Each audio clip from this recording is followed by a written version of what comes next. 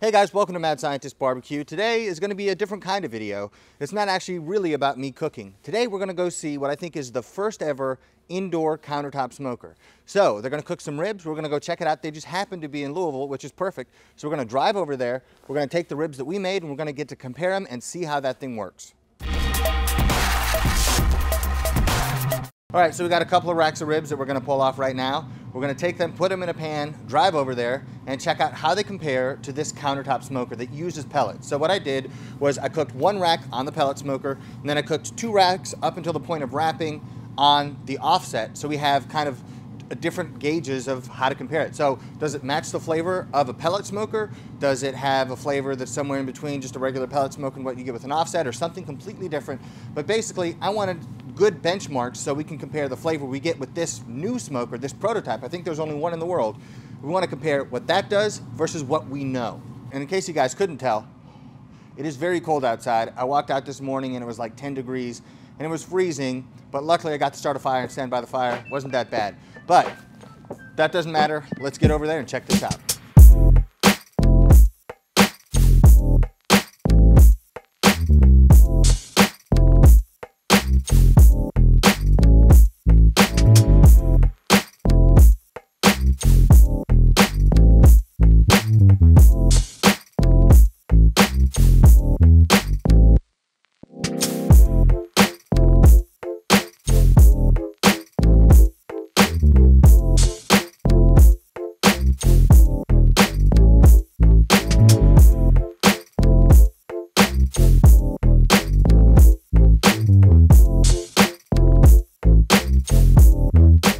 Wait, is this version 1, version 2? So this is functional prototype.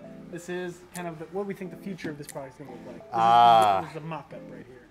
Oh, okay, I got you. The smoke inlet on this side. Okay. So we're basically delivering smoke into the cavity from over here. Okay. Right? So smoke generation systems, basically this entire portion of the appliance. Got it. That smoke comes in, circulates around your food, and then it goes to the smoke elimination system out the top back. Right, so that's kind of the process. We've got drip trays, multiple racks, ladder racks. I'm guessing the smoke elimination system is proprietary. You can't really tell me exactly how that works. Yeah, a little bit. Yeah, okay. Well, I was talking to somebody and I was just guessing what it was. I was like, maybe they like polarize the smoke particles and I don't know. But I was trying to think of how you would do it. But that's obviously a very important part of it, because if you don't have that, that's right, you can't have this indoors. It is critical. They smell like real barbecue, I'll tell you that. Very juicy. Okay. And was this just salt and pepper? Salt and pepper. Yep. Really? So the pellet smoker ribs that I have, I'm not able to get bark like this. Interesting, okay. Yeah. And without using a smoke tube. But just kind of this, and that it's sticky is a really good sign. It means the fat's been rendered properly. And you can see the juice just sitting in all this. So that means that they've been cooked really well and you're able to achieve great bark on the outside, presumably really good flavor. The easiest way to cut ribs is to flip them over, and then you see the bones, slice in between the bones. So it's kind of cheating, and if you're a pro, you don't need to do this. These are the pellet smoker ribs. Hopefully that didn't cool down too much. Wow, they're super red. Right, but you don't get the same bark. That's right. So if I were to cook these on that pellet smoker until they got that level of bark, these would completely dry out and be gross. Yeah. Yeah, so.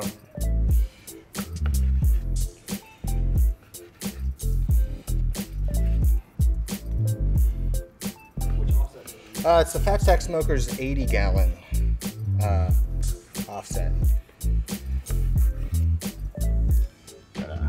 Okay, 3 varieties. Look at that. You gonna get messy, it's all right.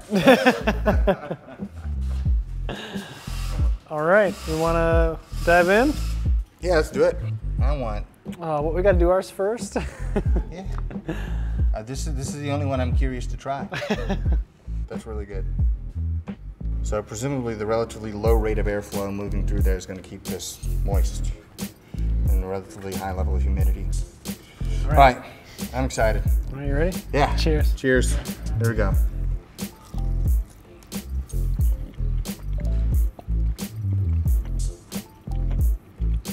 great bark. That's good. It's real barbecue, man. That's it, guys. Our work here is done. You can go home now. That's really good. Okay, so the gulf between these and ribs cooked in your oven is infinitely wide. It's actually better than the barbecue I've had at any local Louisville restaurant. Oh, man. Okay? So they probably have very expensive industrial kind of commercial smoking units that don't produce the flavor that this thing does. So all of that is really, really good. I think there's a lot of smoke flavor on the surface, but the depth of smoke flavor, both in terms of like the complex layers that you get, is a little bit limited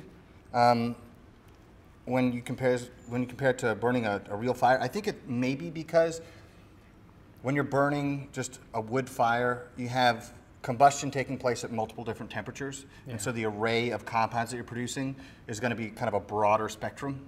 And so this doesn't have as broad a spectrum of flavor, but it's got real smoke flavor. And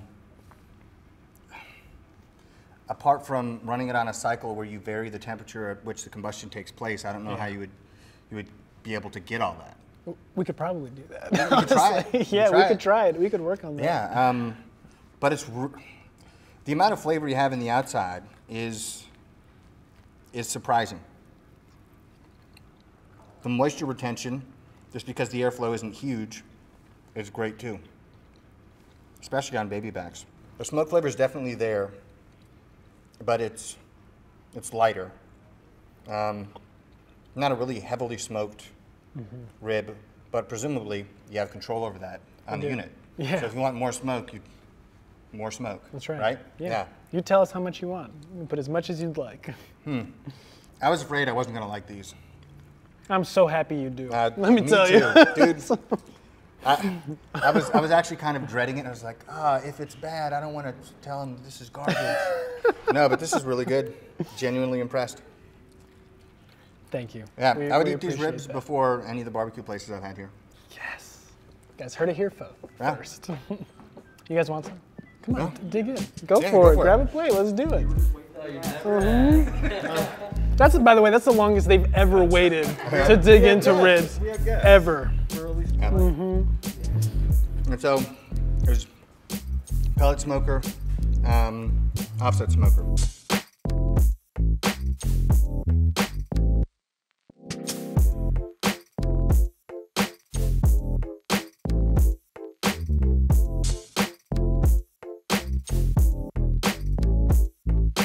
Lines of questioning I'd be pursuing if I were working on this.